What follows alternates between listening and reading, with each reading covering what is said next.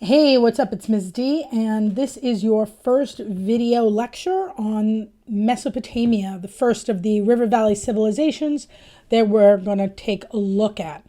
All right, so Mesopotamia is located in the modern day country of Iraq. All right, so if you look for the Mediterranean Sea and basically that east coast of the sea, right there is where you'll find Mesopotamia. And Mesopotamia literally means land between two rivers because naturally it's located between two rivers. The first is the Tigris, the other is the Euphrates. And this entire area also has the nickname of the Fertile Crescent. So fertile meaning it's an area where things can grow. So if you've ever heard the term, this is fertile soil. And crescent, because if you've ever seen a crescent moon or a crescent roll or a croissant, it's because it takes on that C shape. So this area in Mesopotamia is home to multiple civilizations. You can think of them as different city-states, and eventually many of them will develop into full-fledged empires. Now, what is a city-state? Again, you guys know the term of city, that's normal. But when you think of the word state, when you go to U.S. history, you can think of a state like you normally would. New York State, New Jersey, California, Texas, Alabama, what have you.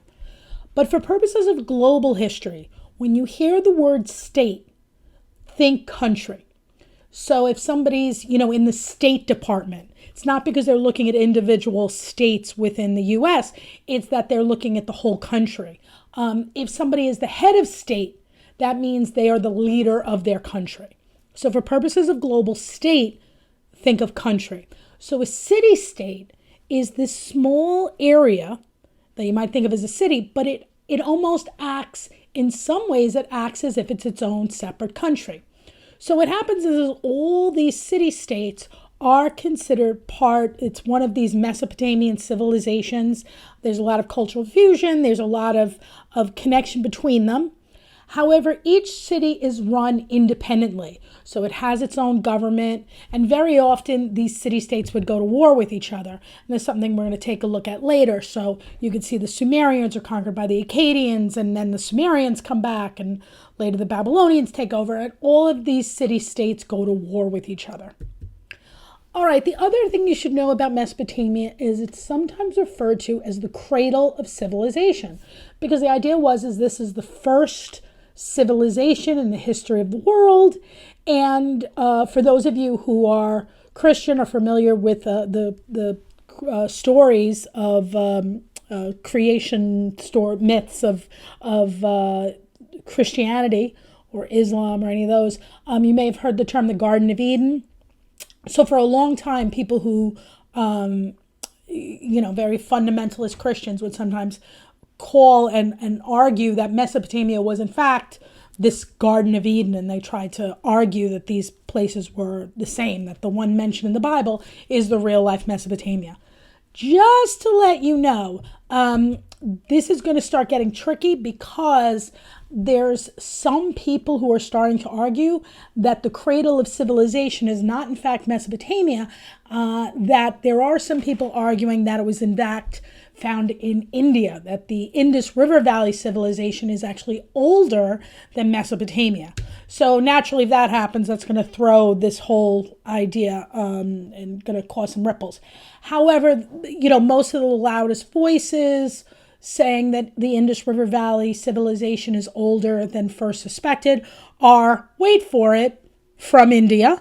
So naturally, these people may have their own biases. So just keep in mind, by the time your kids go to school, they may be changing up the textbooks. But like I said, for now, Mesopotamia gets credit for being the oldest civilization. All right, so what is the geography of this area? As I said, it's in this area with the Tigris and Euphrates River. Very little rainfall, so again, very much dependent on irrigation from those rivers and from the floods. Very different than what we'll see later in Egypt, that the flooding is often unpredictable and sometimes deadly. And again, floods bring fertile land, which of course allow for food. And it is only thanks to the agricultural surplus, and again, if you're not familiar with that word, surplus meaning extra, Thanks to that extra food, that's how come you can have such a large population living in this small area. So that is an essential element of any civilization.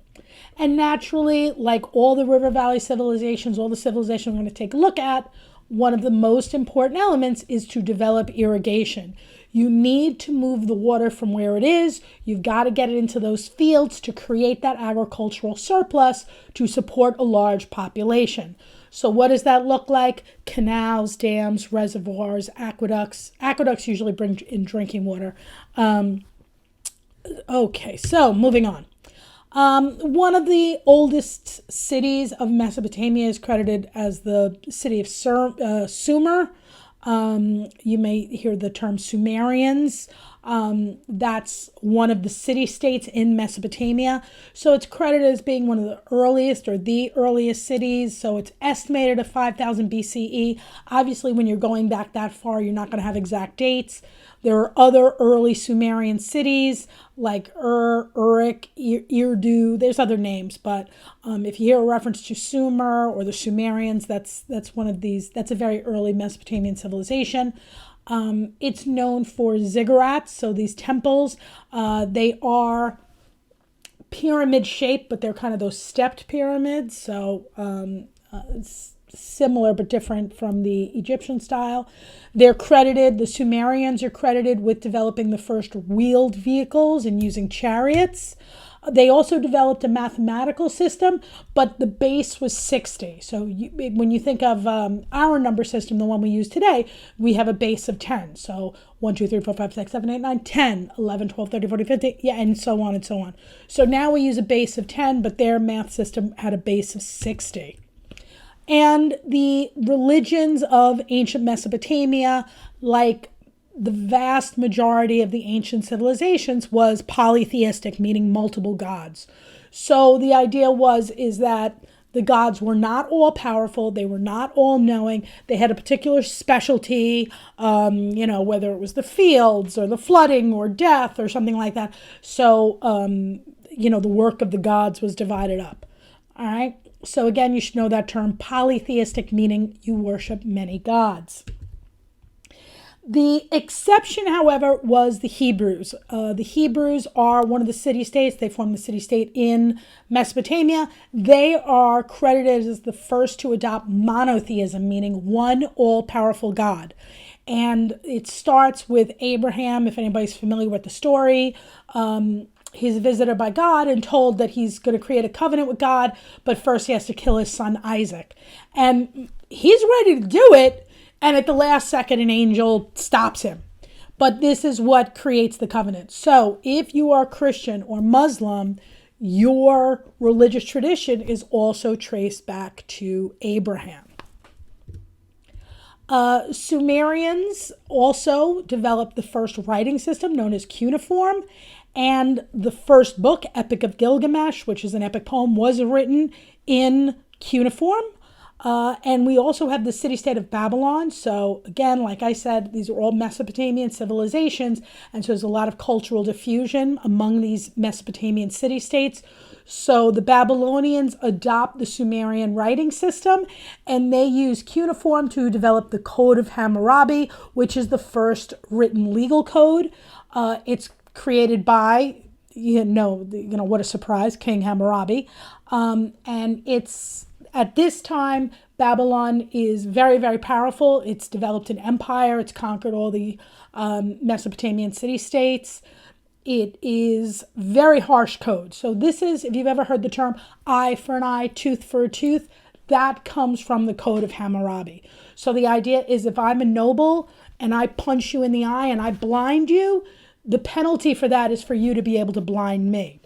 Now, just so we're clear, if I'm a noble and I punch out the eye of a slave, I just got to pay a small fine. You get what I'm saying? But this is the idea. This was a legal code. You can see on the left, that's a pillar. And these pillars were placed around the empire so that everyone would know what the Code of Hammurabi was and everybody would know what the law code was. Okay, guys, it's been about 10 minutes, so I'm going to end the video here. Please feel free to move on to video number 2 when you're ready.